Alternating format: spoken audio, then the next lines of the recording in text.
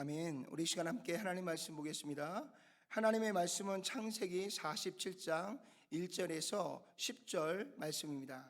하나님의 말씀은 창세기 47장 1절에서 10절 말씀, 우리 다 같이 한 목소리로 함께 봉독해 올리도록 하겠습니다. 요셉이 바로에게 가서 고하여 이르되, 내 아버지와 내 형들과 그들의 양과 소와 모든 소유가 가나안 땅에서 와서 고센 땅에 있나이다 하고, 그의 형들 중 5명을 택하여 바로에게 보이니, 바로가 요셉의 형들에게 묻되, 너의 생업이 무엇이냐? 그들이 바로에게 대답하되, 종들은 목자이온데 우리와 손조가 다 그러하니이다 하고, 그들이 또 바로에게 고하되, 가나안 땅의 기근이 심하여 종들의 양떼를 칠 곳이 없기로 종들이 이곳에 거류하고자 왔사오니, 원하건대 종들로 고센 땅에 살게 하소서.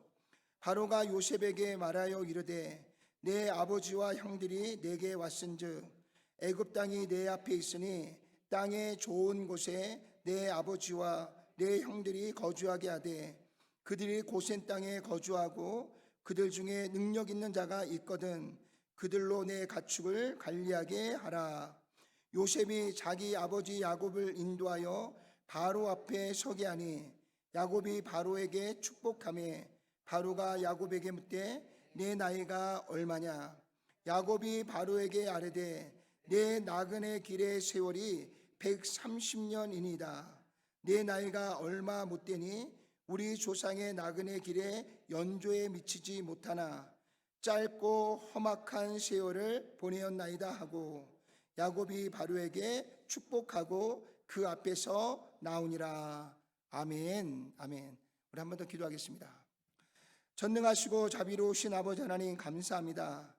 하나님께서 오늘도 우리에게 주시는 귀한 말씀을 통해서 다시 한번 우리의 인생 가운데 하나님 주시는 말씀으로 참된 지혜를 얻게 하시고, 또한 하나님의 뜻을 깨닫게 하시고, 하나님이 기뻐하시는 거룩한 길로 나아가기에 부족함이 없도록 주님 역사해 주옵소서. 말씀을 전하는 자도 또 말씀을 듣는 자도 모두가 다 하나님 안에 마음의 겸손함을 가지고 주의 말씀 앞에 아멘으로 화답하며 말씀 가운데로 나아갈 수 있는 우리 모두가 될 수 있도록 주님 축복해 주시고 역사해 주시옵소서. 예수님의 귀하신 이름으로 간절히 기도드렸사옵나이다. 아멘.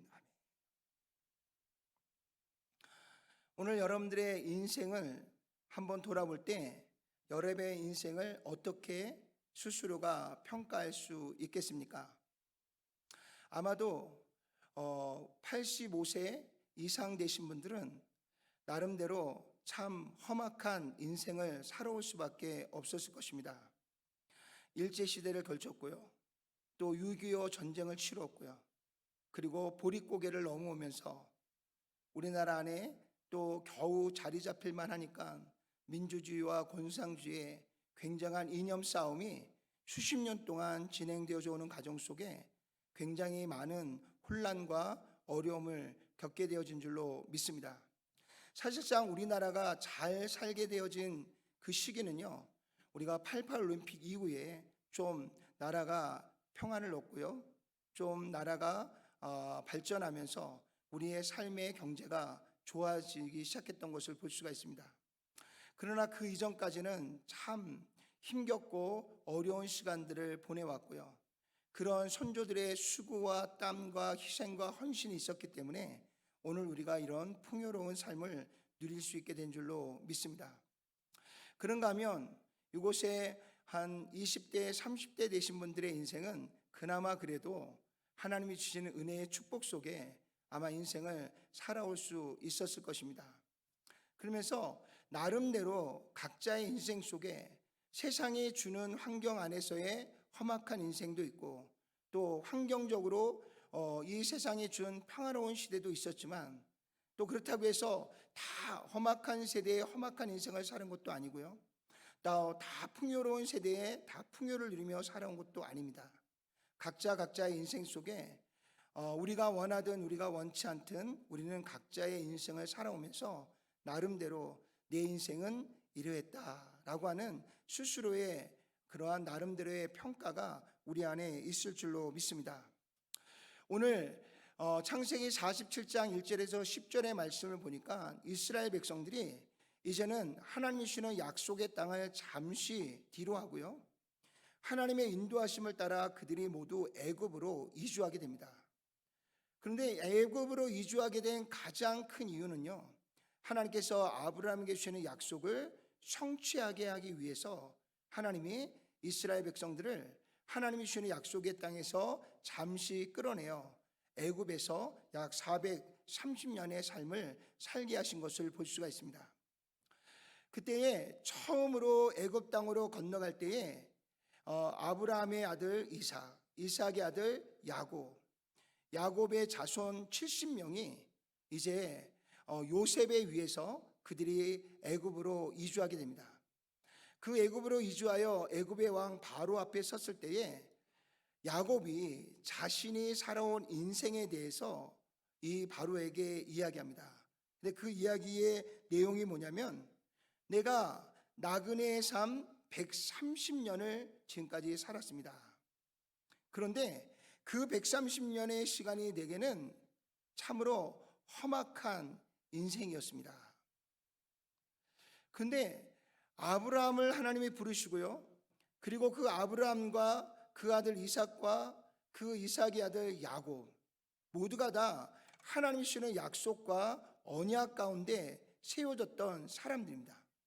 그런데 하나님이 세우신 가정 안에 후손으로 태어난 야곱이 왜 그가 험악한 인생을 살 수밖에 없었는가? 우리가 오늘 그의 인생에 그 험악한 인생이 왜 이루어지게 됐는지를 돌아보고요, 그럼에도 불구하고 그 인생 가운데 함께 하셨던 하나님의 은혜를 우리가 함께 살펴보기를 원합니다. 우리 야곱의 인생이 지금까지 130년의 나그네 인생을 살았다 그랬어요. 우리 창세기 47장 9절 다시 한번 읽어볼까요? 야곱이 바로에게 아뢰되 내 나그네 길의 세월이 몇 년이다? 130년이다.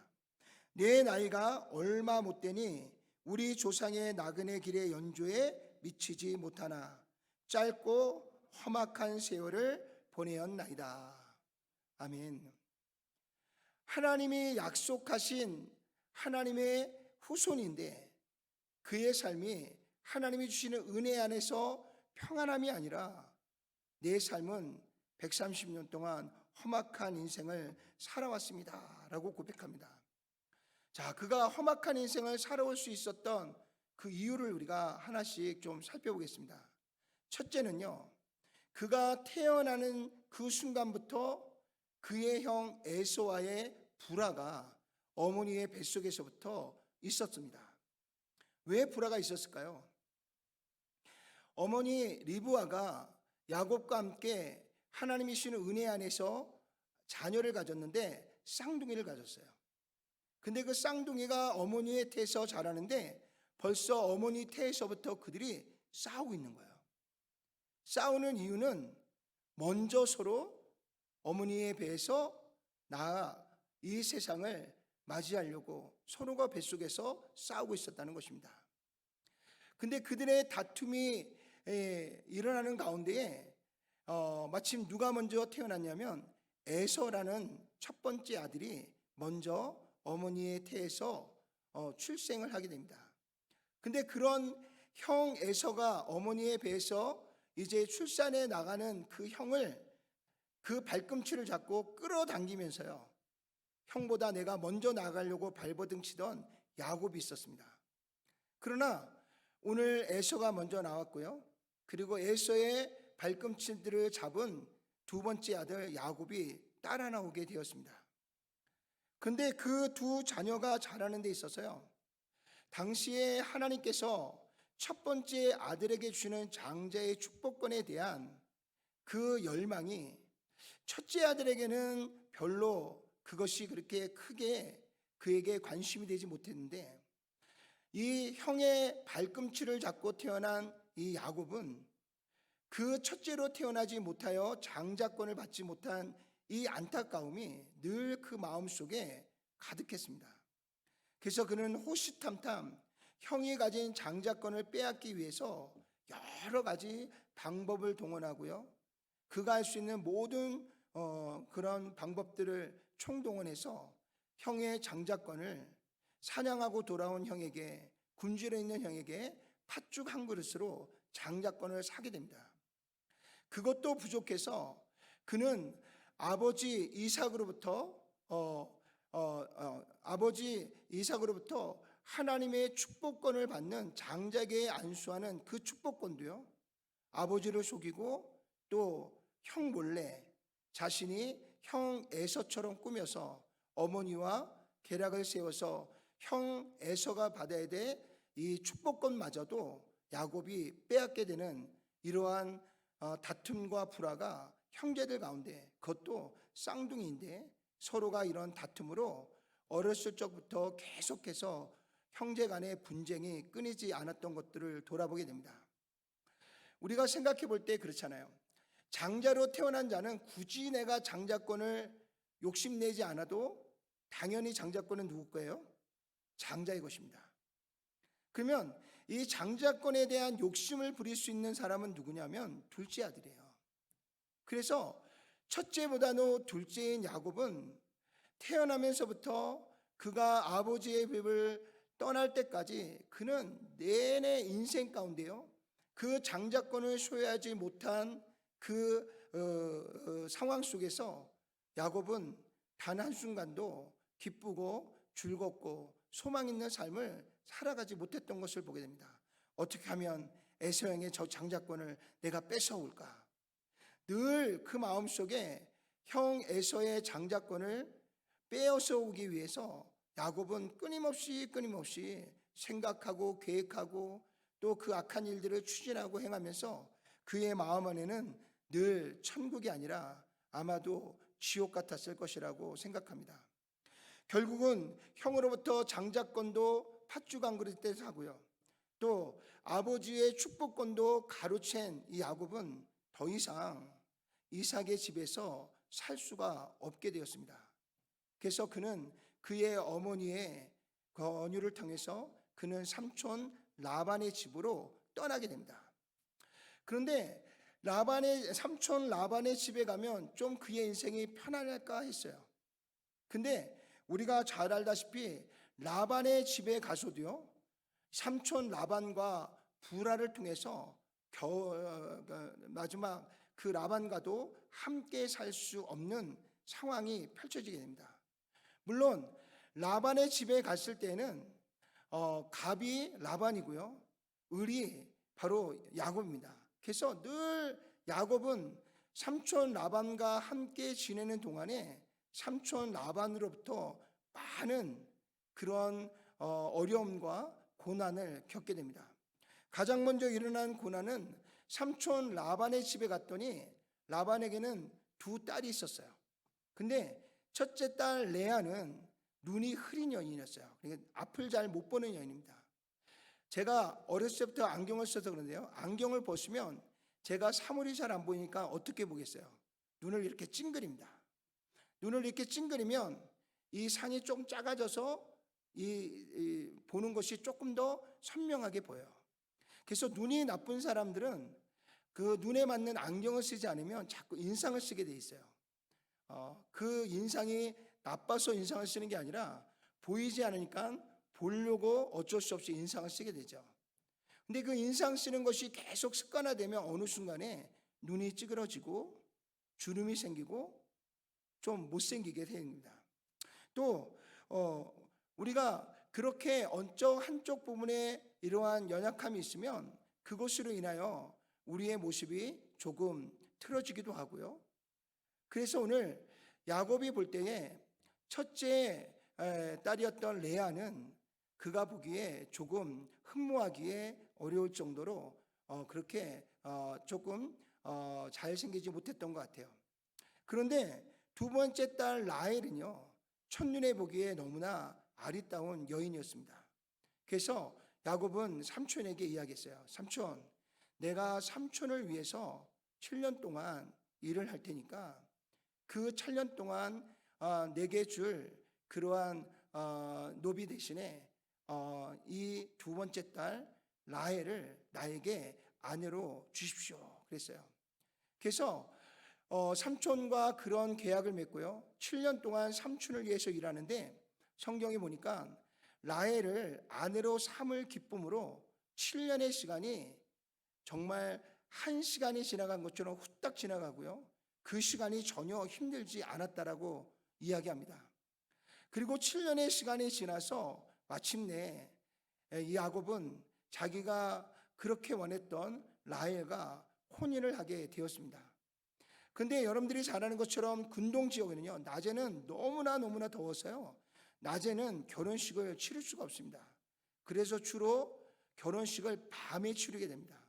그래서 밤에 막 결혼식을 하고 잔치를 막 하고 나서 이제 첫 번째 첫날 밤에 그 장막으로 들어갈 때는 깜깜한 밤에 들어가게 돼요. 그래서 야곱도 그날 손님들과 즐거운 시간을 보내고 그리고 마침 장막으로 들어갔는데 깜깜하니까 그 안에 있는 여인이 레아인지 라헬인지 알 수가 없었어요. 아침에 눈을 뜨고 났더니 너무나 기가 막힌 일이 벌어졌어요. 당연히 내 옆에 누워 있어야 될 라헬이 아니라 첫 번째 딸 레아가 거기 누워 있는 거예요. 그래서 야곱이 얼마나 놀랐겠어요. 그래서 그 삼촌 라반에게 달려갔습니다. 내가 삼촌을 위해서 7년 동안 얼마나 열심히 일했는데 삼촌이 어떻게 나를 이렇게 속일 수가 있습니까? 그랬더니 그제서야 삼촌이 그런 얘기를 하는 거예요. 아, 너가 몰라서 그러는데 우리 지역의 풍습은 첫째 딸을 시집 보내지 않고 두 번째 딸을 먼저 보내는 일은 없어. 그래서 내가 어쩔 수 없이 레아를 너에게 들여보낸 거야. 너가 앞으로도 7년 동안 나를 위해 봉사하면 내가 내 두 번째 딸 라헬도 너에게 아내로 줄게. 그래서 이 야곱은 울며 겨자 먹기로 어쩔 수 없이 또 7년을 라헬을 아내로 얻기 위해서 또 7년을 일하게 됩니다. 여러분들 14년이라는 시간이 그렇게 생각처럼 짧은 시간은 아닙니다. 첫 번째 7년은 너무나 쉽게 지나갔을 거예요. 그러나 두 번째 시간은요, 물론 라헬을 아내로 맞이할 수 있다는 그 소망이 그 안에 있었지만 이미 7년을 헛된 시간으로 보냈다라고 하는 그 생각이 야곱의 마음에 굉장한 불편함이 있었을 것입니다. 그러나 어쩌겠어요. 그래서 또 7년을 열심히 일을 했습니다. 그래서 마침내 라헬을 아내로 맞아들였어요. 근데 라헬을 아내로 맞아들이고 나면 그러면 이제 불행 끝 행복 시작일 줄 알았어요. 그런데 이렇게 두 아내를 얻고 나서 보니까 이제는 두 여인 사이에 끊임없는 시기와 질투가 그 야곱을 힘겹게 하고 어렵게 하게 되었던 것들을 보게 됩니다. 그래서 오늘 야곱이 이 레아와 라헬을 통해서요, 자녀를 낳았는데 몇 명을 낳았어요? 12명의 아들을 낳았어요. 한 여인이 낳은 것이 아니라 여러분들이 잘 아는 것처럼 두 아내와 더불어서 그 두 아내의 경쟁 가운데 두 여인이 데리고 있었던 여종들을 통해서 또 다른 자녀들을 낳으면서 어느덧 12명의 자녀를 낳습니다. 근데 그 12명의 자녀를 낳는 데 있어서 이 레아와 라헬이 한 남자를 두고요, 경쟁하듯이 자녀를 낳기 시작합니다. 그래서 먼저 레아가 자녀를 낳기 시작했어요. 그래서 루벤, 시므온, 레위, 유다 4명의 아들을 연속권 낳습니다. 근데 반면에 참 안타깝게도 라헬은 태가 열리지 않아서요, 자녀를 낳지 못합니다. 라헬은 남편의 사랑을 받지만 남편을 위한 자녀를 낳지를 못했어요. 그것이 라헬에게는 언니였던 레아에게 굉장한 그러한 자기의 치부가 되어졌고요.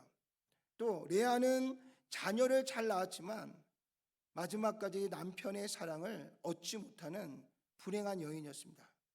그래서 레아는 남편의 사랑을 얻기 위해서 계속해서 아들을 낳고 또 아들을 낳고 또 아들을 낳습니다. 그래서 그 아들들의 이름을 들어보면 참 안타까워요. 이 레아가 첫 번째 아들을 낳았는데 그 이름이 르우벤입니다. 근데 이 르우벤의 이름의 뜻이 뭐냐면 남편의 사랑을 얻지 못한 억울함을 하나님께서 해소시켜 주셨다. 하나님께서 주신 이 귀한 생명을 얻으면서 그가 하는 고백은 뭐냐면 이 아이로 인해서 내 억울함이 씻겨졌다는 거예요. 우리가 억울함을 씻기기 위해서 자녀를 낳습니까? 그렇지 않잖아요. 근데 이 레아의 마음속에 남편에 대한 사랑을 얻지 못한 그 상처가 얼마나 컸으면 첫 번째 아들을 낳자마자 이 아들을 낳아 주었으니까 이제 내 마음의 상처가 다 씻겨지고 이제 내 남편은 나에게로 올 것이다 라는 생각을 하게 된 것입니다. 두 번째 아들을 낳았는데요, 그 이름이 시몬입니다. 근데 첫 번째 루벤을 낳으면 남편이 돌아올 줄 알았어요. 근데 여전히 야곱은 누굴만 사랑해요? 라헬만 사랑하는 거예요.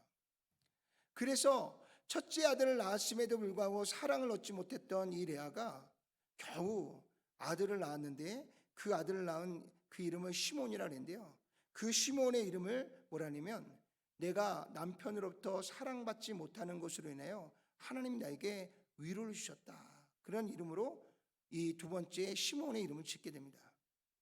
그리고 세 번째 아들이 레위예요. 그 아들을 낳으면서 야, 이제는 세 번째 아들을 낳아줬으니까 이제 내 남편이 내게로 돌아오겠지, 그런 이름의 뜻이고요. 네 번째 유다는 이제 내가 라헬의 모든 것을 꺾고 내가 승리했다. 이제 네 번째 아들을 낳아줬으니까. 자, 그럼에도 그렇게 이제 첫 번째 그 레아가 이렇게 네 명의 아들을 낳는 동안 라헬은 자녀를 한 명도 낳지 못합니다. 그래서 라헬은 생각했어요. 내가 자녀를 못 낳는다면 내 여종을 통해서 내 남편 야곱의 아들을 낳아 내가 그 대를 이어가겠다.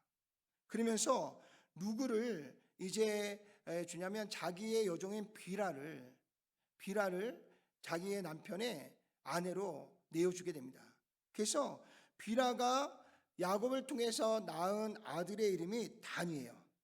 근데 그 단의 이름이 뜻이 뭐냐면 오늘 이 라헬이 그 이름을 지어주면서요, 내가 자녀를 낳지 못하는 것으로 인하여 언니에게 무시당했던 그 억울함을 하나님께서 해소해 주셨다, 그런 뜻이에요. 그러니까 지금 레아와 라헬은요, 남편을 사랑하고 남편은 그들을 사랑해서 그 사랑을 통해서 하나님이 주시는 귀한 자녀들을 낳아서 그 자녀들을 통해서 행복한 가정을 이루는 것이 아니라 남편의 사랑을 얻기 위해서 이 두 여인의 경쟁이 서로가 자신의 여종을 남편에게 내어주면서 어느덧 이제 이 야곱의 아내는 레아와 라헬뿐만 아니라 그 다음에 비라와 실바까지 네 명의 아내가 되었고요, 그 네 명의 아내를 통해서 12명의 자녀를 낳게 됩니다. 그러니 이 12명의 자녀는 또 이렇게 레아와 라헬의 정부의 아내의 자녀들이고요, 또 나머지의 자녀들은 또 그 정부인의 시녀의 그런 자녀들이다 보니까 또 어머니의 신분이 또 다르는 거예요. 그러다 보니까 그 안에 큰 그러한 상처와 아픔이 계속해서 이루어지게 됐던 것들을 보게 됩니다. 그뿐만 아니라 라반과의 관계 안에서요, 이 아내를 얻는 일에 14년을 허송한 것뿐만 아니라 이제 14년을 일한 후에 야곱이 라반에게 이야기합니다. 이제 삼촌, 내가 지금까지는 아내를 얻느라 14년을 일했는데 이제부터는 삼촌과 내가 계약을 맺어서 내가 삼촌의 일을 돕는 가운데 삼촌이 내게 품삯을 정해줘 주십시오. 그러면서 야곱이 뭐라고 제안하냐면 삼촌이 가지고 있는 양들 중에 아롱진 것이나 또 점 있는 것이나 또 검은색의 양은 내 소유로 하고 하얀 양은 다 삼촌의 소유로 하십시오. 그 다음에 염소 중에서 아롱진 것이나 또 점 있는 것은 내 것으로 하고 검은 거나 흰색은 모두 다 삼촌의 것으로 하십시오. 근데 사실상 양 중에 아롱진 것이나 점 있는 것이나 검은 것은 많지 않습니다. 근데 야곱이 그런 것을 내 것으로 하겠다라고 얘기했어요. 그래서 라반이 좋다고 이야기하고요, 그때로부터 계약을 맺어서 이제 새끼가 났을 때에 그 아롱진 것이나 점 있는 것이나 검은 양이 나오면 그것은 라반의 것이 아니라 누구의 것이에요? 야곱의 것이 됐습니다. 그런데 놀랍게도 하나님께서요, 야곱의 편에 쓰셔서 양이 새끼를 낳으면 아롱진 것, 점 있는 것, 검은 것들이 더 많이 나오기 시작했어요. 또 염소가 새끼를 낳으면 아롱진 것과 점 있는 것이 더 많이 나오기 시작했습니다. 그 어느 순간 보니까 자꾸 야곱의 숫자가 더 늘어나게 되는 거예요. 자, 그랬을 때 라반이 어떻게 했을 것 같아요? 그 계약을 계속 유지해 갔을까요? 아까 말씀드렸죠. 이 삼촌 라반과 야곱의 관계는요, 갑을의 관계인데, 갑이 누구예요? 갑이 바로 이 라반 삼촌입니다. 그러니까 삼촌이 그 계약을 자꾸 바꾸는 거예요. 검은 것이 많이 나오면 검은 것이 내 거야. 흰 것이 많이 나오면 흰 것이 내 거야. 그러면서 나중에 야곱이 삼촌에게 얘기해, 삼촌이 나에게 10번이나 계약을 어겼다. 10번이나 계약을 바꿨다는 것입니다. 그러면서 삼촌 라반과의 관계가 편안했겠어요? 삼촌 라반과의 관계가 행복했겠습니까? 오늘 야곱이 이 애굽의 바로 앞에서 내가 130년을 살았는데 그 130년의 인생이 짧지만 험악한 인생을 살았다. 태어날 적부터 단 한순간도요, 마음 편하게 살아오질 못했다는 것입니다. 그런가 하면 좀 전에 제가 설명드린 것처럼요, 그가 이제 라반의 집에서 독립해서 다시 가나안 땅으로 돌아온 이후에도요, 그 12명의 자녀는 끊임없이 그들 간의 관계 안에서의 불화가 일어나고요, 서로가 서로에 대한 감정들이 계속해서 일어나고요, 그 자녀들을 통해서 또 4명의 아내는 또 4명의 아내로 맨날 문제를 만들어내기 시작합니다. 그러니 그 가정이 어떻겠어요? 제가 전에도 한번 이야기했지만 제가 피지에 있을 때 거기에 인도인 사람이 한 분이 있었는데 그분이 저에게 물어보더라고요. 아내가 몇 명이냐? 그래서 제가 only one이다 그랬더니 저에게 되게 불쌍한 눈으로 보면서 어떻게 아내가 한 명밖에 없니? 그러더라고요. 그래서 너는 아내가 몇 명인데? 그랬더니 자기는 4명이래요. 그래서 내가 4명의 아내 있어서 행복하냐? 그랬더니 고개를 막 주면서 아니라는 거예요. 그래서 네가 행복하니 내가 행복하니 그랬더니 교회를 ቃ우뚱하더라고요. 오늘 4명의 아내를 둔 야곱의 그 인생이 결코 편안하지 않았어요. 그런데 우리가 한번 돌아봅시다. 에서와의 불화, 또 라반과의 불화, 그리고 자녀들 간의 이 불화, 이 모든 것이 다 이 야곱의 욕심에서부터 이 불화가 시작이 되었고요, 그 불화가 점화가 되어서 더 큰 불화를 만들어내게 되었던 것들을 돌아보게 됩니다. 근데 참 감사한 것은요, 그럼에도 불구하고 하나님께서 그런 야곱을 그냥 두지 아니하시고 하나님께서 그를 때마다 찾아가 주십니다. 첫 번째는요, 에서와의 불화 속에서 더 이상 아버지 집에 살 수 없어서요, 집에서 도망쳐 나오듯 삼촌 라반의 집으로 갈 때 그가 아무것도 없는 광야에서 오직 돌베개 하나를 베고 지친 몸을 이끌고 잠이 들었는데 하나님께서 꿈 가운데 나타나셨어요. 그가 누워있는 그곳에 하늘로부터 사닥다리가 닿아서요, 그곳에서 천사가 오르락 내리락 하면서 하나님의 축복을 나르는 이 현상을 보게 됩니다. 그때에 그가 그곳에서 하나님으로부터 약속을 받아요. 내가 지금은 이렇게 비참하게 떠나지만 내가 너를 다시 회복해서 다시 돌아오도록 인도하시겠다. 그러면서 아브라함에게 주셨던 약속을 오늘 야곱에게 그 약속을 주십니다.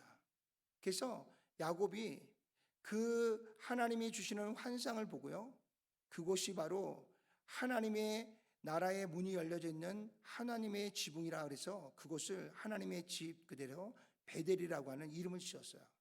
그러면서 그곳에서 야곱이 하나님께 약속을 합니다. 하나님, 정말 하나님의 말씀대로 제가 다시 회복해서 이곳으로 돌아온다면 제가 얻은 모든 것의 10분의 1을 하나님께 드리겠습니다 라고 하는 소원을 드리게 됩니다. 그래서 아무것도 없이 아무런 소망도 없이 아버지 집에서 급하게 쫓겨 도망쳐 나온 야곱에게 하나님께서 먼저 찾아오셔서 그에게 하나님이 주시는 아브라함의 언약을 그에게 주시게 됩니다. 그리고 또 라반과의 관계가 불화가 되었어요. 또 라반의 집에 살 수 없어서 그가 쫓겨오는 과정 속에 이제 다시 돌아가는 그 고향 땅에 평화로운 마음이 아니라 자기가 속이고 왔던 형 에서의 그런 관계 안에서 오늘 야곱은 편안치 않았어요. 그때 하나님께서 약복강에서 다시 한번 오늘 야곱을 만나 주십니다. 그래서 야곱이 약복강 나루터에서 하나님의 선사와 씨름하여서요, 그가 결국에는 하나님이 주시는 약속을 받아내게 됩니다. 그래서 하나님께서 이 약복강 나루터에서 또 한번 형 에서로부터 너의 생명을 지켜주고 보호하여 주고 내가 아브라함과 이삭과 약속한 언약의 축복을 너와 내 자손들에게 주시겠다라고 하는 하나님의 약속을 다시 한번 야곱에게 주게 됩니다. 그래서 야곱의 인생은 모두가 다 어떤 인생이었냐면 인간의 욕심과 욕망에 점철된 인생이었어요. 그래서 스스로가 고난과 어려움을 향해서 달려가고 있었습니다. 그러나 그럼에도 불구하고 야곱이 아니라 그의 아버지 이삭 그리고 그 할아버지 아브라함의 그 믿음과 그 할아버지에게 주셨던 언약을 하나님이 기억하셔서요, 야곱을 또 찾아오시고 그를 회복하시는 놀라운 역사가 일어나게 된 줄로 믿습니다. 자, 그러면 그럼에도 불구하고 하나님의 은혜가 야곱에게 이어졌던 이유가 뭘까요? 그 이유는요, 우리 창세기 12장 1절과 2절 다 같이 한번 읽어볼까요? 여호와께서 아브라함에게 이르시되 너는 너의 고향과 친척과 아비집의 집을 떠나 내가 내게 보여줄 땅으로 가라. 내가 너로 큰 민족을 이루고 내게 복을 주어 내 이름을 창대하게 하리니 너는 복이 될지라. 하나님이 아브라함을 처음 부르실 때에 하나님이 아브라함에게 주셨던 약속입니다. 내가 너를 큰 민족을 삼겠다. 그리고 내가 너에게 복을 주셔서 내 이름을 창대케 하고 너를 천하 만민의 복을 주는 복의 근원이 되게 하시겠다라고 하는 이 약속을 아브라함에게 주셨습니다. 그리고 창세기 18장 18절 다 같이 한번 읽어볼까요? 아브라함은 강대한 나라가 되고 천하 만민은 그로 말미암아 복을 받게 될 것이다. 이것은 하나님께서 아브라함에게만 주신 약속이 아니라 그의 자손들에게 주신 약속이고요. 그 약속은 결국 온 세상에 살고 있는 하나님이 창조하신 모든 인류 가운데 하나님이 주시는 약속의 축복입니다. 그래서 오늘 하나님께서 욕심과 욕망으로 점철되었던 야곱, 그 마음속에 하나님이 주시는 장자권에 대한 열망을 가지고 있었지만 그것을 얻기 위한 인간의 욕심과 인간의 방법을 끊임없이 사용했던 야곱이지만 하나님이 그를 찾아주시고 만나주시고 그를 결국 약속의 자녀로 세우신 것은 바로 하나님께서 아브라함에게 주셨던 바로 이 하나님의 언약을, 우리가 지난 수요일도 우리가 말씀을 나눴지만 하나님께서 인류를 향한 하나님의 열정이 우리를 구원의 길로 인도하셨고요, 오늘도 저와 여러분들을 이 자리로 이끌어 주시고 인도해 주신 줄로 믿습니다. 그래서 아브라함의 손자였던 야곱 또한요, 오늘 그가 아브라함과 이삭과 이어지는 야곱의 축복의 대로에 설 수 있었던 것은 결국은요, 하나님 주시는 언약을 하나님이 성실하게 지키시고 이루시는 가운데에 오늘 야곱에게 그 길이 허락되어진 줄로 믿습니다. 또 우리가 창세기 15장 13절과 16절 다 같이 한번 읽어볼까요? 여호와께서 아브라함에게 이르시되 너는 반드시 알라. 내 자손이 이방에게서 계기되어 그들을 섬기겠고 그들은 400년 동안 내 자손을 괴롭히리니 그들이 섬기는 나라를 내가 징벌할지며 그 후에 내 자손이 큰 재물을 이끌고 나오리라. 너는 장수하다가 평안히 조상에게로 돌아가 장사될 것이요 내 자손은 4대 만에 이 땅으로 돌아오리라. 오늘 창세기 15장의 이 말씀이 무엇을 이야기하는지 아시겠죠? 바로 야곱의 자손들을 애굽으로 이주시켜서요, 그곳에서 하나님께서 이방의 계구로 400년을 그들에게 살게 하시겠다는 것입니다. 그 다음에 그들이 그 가운데서 고생은 하겠지만 그들이 큰 민족이 되어 다시 하나님이 주시는 약속의 땅으로 돌아오게 할 거다. 이 약속을 누구에게 주셨냐면 아브라함에게 주셨어요. 근데 그 약속이 언제 성취됐어요? 야곱으로부터 시작이 돼서요, 그 약속이 여러분들이 잘 아는 것처럼 모세의 시대에 그 약속이 성취되어서요, 그들이 다시 애굽에서 이스라엘로 돌아오게 됩니다. 그런데 그 약속을 우리가 돌아보니까요, 야곱이 이끌고 간 그의 식솔이 총 몇 명이었냐면 70명이었어요. 여러분들 70명 가지고 큰 민족이다, 70명 가지고 강한 나라다 이야기할 수 있겠습니까? 그런데 애굽에 들어가서 400년을 지내는 동안에 이스라엘 백성들은요, 애굽의 군대가 그들을 지켜주고요, 그리고 그들은 평안하게 고센 땅에서 목축을 하면서 그들은 400년 동안 먹고 자녀를 낳고 먹고 자녀를 낳으세요. 70명의 후손이 훗날 몇 명이 되었냐면 남자 장정만 60만 명이 되었습니다. 그래서 애굽에서 탈출해 나올 때에 이스라엘 모든 백성들이 약 200만 명 정도가 되었다라고 해요. 그래서 70명에서 200만 명이 늘어난 겁니다. 그러니까 어마어마한 큰 민족이 되어서 가나안 땅으로 다시 돌아오게 된 거죠. 그 시작점이 누구예요? 야곱입니다. 그 시작을 이루게 된 것이 누구였냐면 오늘 여러분들이 지금까지 살펴봤던 욕심과 욕망으로 살았던 야곱, 그러나 그의 아버지, 그의 할아버지에게 주셨던 하나님의 언약을, 그것을 하나님이 지키시고 이루셔서 결국은 야곱뿐만 아니라 그의 자손과 또 그의 자손뿐만 아니라 그의 모든 자손들을 통하여 열방에 있는 모든 나라와 민족과 천하 만민에게 복을 주시기 위해서 하나님께서 지금 이렇게 부족하고 연약한 야곱이라 할지라도 하나님 그를 찾아가 주시고 당신의 언약을 지키셔서 오늘 이렇게 그들을 이끌어 주시고 인도해 주신 줄로 믿습니다. 그래서 이 모든 것이 하나님이 주시는 언약 안에서 이 일들이 진행이 됐고요. 그럼 이 언약이 어떻게 이루어졌느냐? 자, 출애굽기 12장 35절에서 40절 다 같이 한번 읽어볼까요? 이스라엘 자손이 모세의 말대로 하여 애굽 사람에게 은금 패물과 의복을 구하며 여호와께서 애굽 사람들에게 이스라엘 백성에게 은혜를 입히게 하사 그들이 구하는 대로 주게 하심으로 그들이 애굽 사람의 물품을 취하였더라. 이스라엘 자손이 라암셋을 떠나서 숫곳에 이르니 유아 외에 보행하는 장정이 몇 명? 60만 가량이요. 이스라엘 자손이 애굽에 거주한 지가 430년이었더라 그랬어요. 오늘 이스라엘 백성들이 애굽에 총 머문 시간은 430년입니다. 그 430년 동안 하나님께서 정말 놀랍게도요, 이스라엘 백성을 큰 민족으로 삼아 주셨습니다. 그런 이스라엘 백성들이 너무나 편하게 지내는 그 기간 동안 그들은 하나님 주시는 약속도 잃어버리고요, 그리고 애굽에서 이 약속의 땅 가나안 땅으로 돌아가는 일들도 잊어버리고 있었어요. 그때 하나님께서 요셉을 알지 못하는 새로운 왕이 일어나 이스라엘 백성을 괴롭히면서 이스라엘 백성들이 이제 비로소 다시 하나님의 약속을 기억하고 다시 하나님의 인도하심을 통해서 이 애굽을 탈출하여 가나안 땅으로 나아가게 되는 축복의 행로가 이어지게 되었던 것들을 보게 됩니다.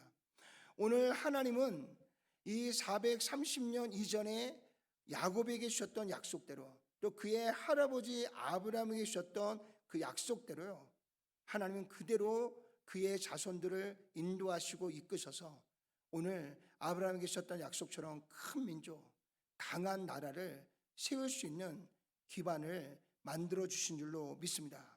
그래서 출애굽기 12장 35절과 40절의 말씀은요, 아까 우리가 살펴봤던 창세기 12장에 주셨던 하나님의 말씀, 또 창세기 15장에 주셨던 하나님의 말씀의 성취가 이루어짐으로 인해서 하나님의 주권을 통해서 야곱과 그의 자손들을 통해 하나님의 약속이 성취되어지고 있는 것들을 우리에게 보여주고 있습니다. 자, 또 우리가 예레미야 33장 1절 3절 우리 마지막으로 한 번 더 읽어볼까요? 예레미야가 아직 시대 뜰에 갇혀 있을 때에 여호와의 말씀이 그에게 두 번째로 임하니라. 이르시되 이를 행하시는 여호와, 그것을 만들며 성취하시는 여호와, 그의 이름을 여호와라는 이가 이와 같이 이르시는도다. 너는 내게 부르짖으라. 내가 내게 응답하겠고 내가 알지 못하는 크고 은밀한 일을 내게 보이리라. 아멘. 예레미야 선지자가 있을 때는 이미 이스라엘의 북이스라엘은 아수르의 멸망을 당했고요. 그리고 남유다는 곧 바벨론에 의해서 멸망을 당할 그러한 시점에 놓여져 있었습니다. 그런데 예레미야는 이스라엘 백성들에게 그들이 하나님을 버린 이유로 인해서 하나님의 심판을 이야기하지만 그 심판 가운데 남유다에게는 하나님이 주신 아브라함의 언약을 또 한 번 그들에게 말씀하십니다. 그래서 너희가 포로로 잡혀가겠지만 70년이 지난 후에는 너희 아브라함, 너희 조상 아브라함에게 주신 약속대로 내가 너희를 다시 예루살렘으로 너희를 인도하시겠다라고 하는 말씀을 주십니다. 그러면서 그 언약을 반드시 내가 지키고 이룰 것이다 라고 하는 것을 예레미야를 통해서 약속하시면서 나는 어떤 하나님이다 라는 것을 우리에게 말씀해 주고 계세요. 오늘 1절과 3절의 말씀을 보니까 여호와는 어떤 여호와다? 이를 행하시는 여호와다. 하나님이 언약 가운데 세우신 그 언약을 반드시 행하여 일하시는 분이 누구다? 여호와 하나님이시라는 것입니다. 오늘 저와 여러분들에게 주셨던 하나님의 모든 언약의 말씀들은 그냥 입으로 한 약속으로 끝나는 것이 아니라 우리 안에서 그 일을 성취하시고 이루시는 전능하신 하나님이 그 일을 행하시고 이루셔서 우리에게 그 약속을 성취케 하시는 분이 누구다? 여호와 하나님이시다라고 우리에게 말씀해 주고 있습니다. 그리고 하나님은 어떤 하나님이에요? 일을 행하시는 것으로 끝나지 않고요, 그 행하신 일들을 만들어서 하나님이 주시는 약속을 어떻게 해요? 성취하시는 하나님이시다라고 우리에게 말씀해 주고 있는 줄로 믿습니다. 저는 가끔 우리 자녀들에게 약속을 해요. 근데 약속을 어길 때가 너무 많습니다. 바쁘다는 핑계로. 그런데 우리 자녀들은 얼마나 너그러운지 그럴 때마다 다 이해하고 넘어와 주더라고요.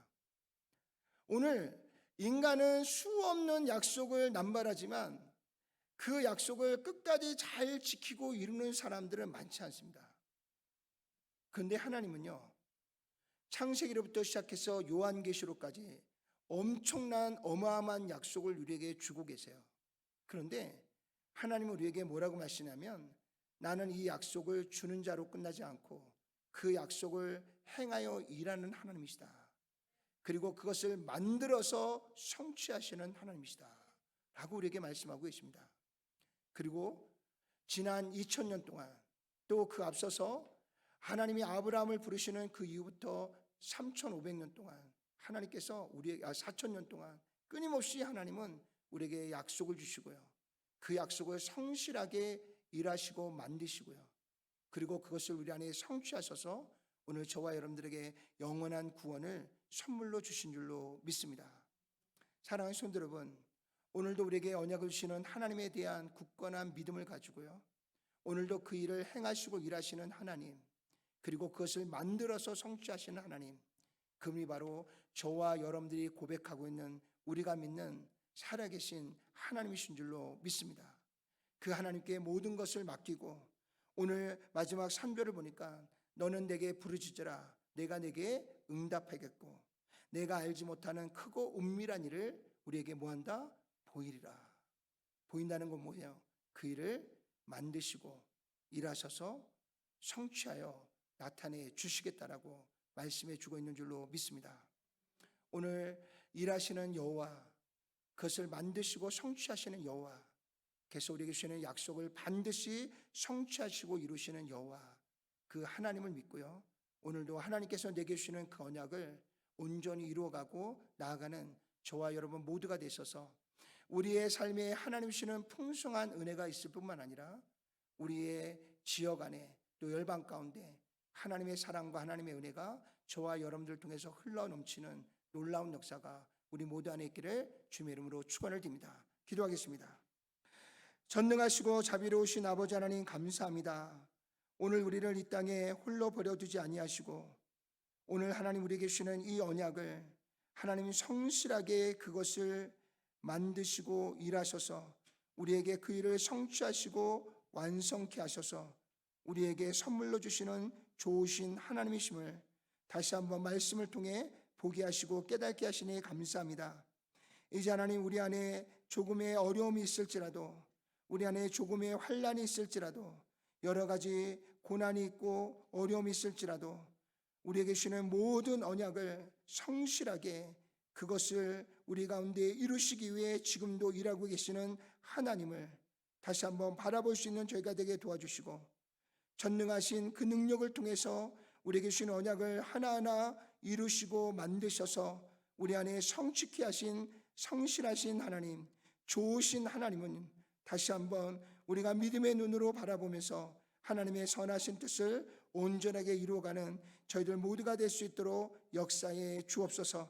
우리의 인생에 이 모든 일을 이루어 주신 하나님께서 이제 우리의 주변에 있는 모든 사람들에게도 우리와 같이 동일한 은혜를 함께 경험할 수 있는 축복의 자리로 인도하시고 이끄실 것을 믿고, 다시 한번 주님이 주신 거룩한 부르심의 귀한 사명을 향해 다시 한번 달려가고 나아가는 우리 모두가 될 수 있도록 주님 축복해 주시고 역사해 주시옵소서. 예수님의 귀하신 이름으로 간절히 기도드렸사옵나이다. 아멘. 아멘.